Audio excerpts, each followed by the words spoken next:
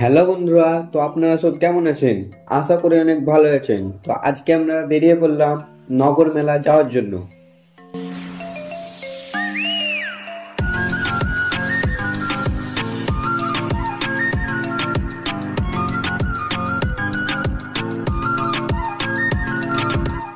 বন্ধুরা, তো আমরা মেলাতে পৌঁছে গেলাম।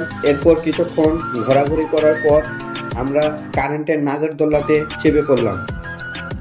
এর আগে অনেকবারই নাগরদোলাতে চেপেছি, তাই সেরকম কোনো ভয় লাগলো না বা কোনো মজাও পেলাম না।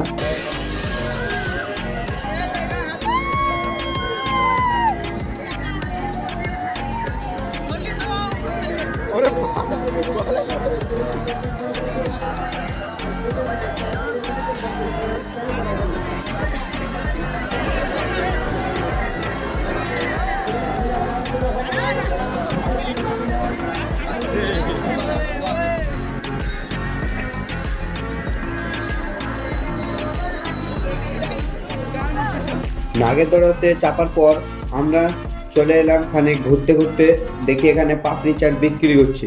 তো আমরা দুই বন্ধুদের চলে এলাম এখানে পাপড়ি চাট খেতে। পাপড়ি চাট খাওয়ার পরে অনেকক্ষণ ঘোরাঘুরি করলাম।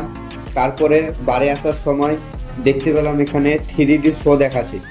তো আমিও একবার দেখলাম, বেশ ভালোই লাগলো।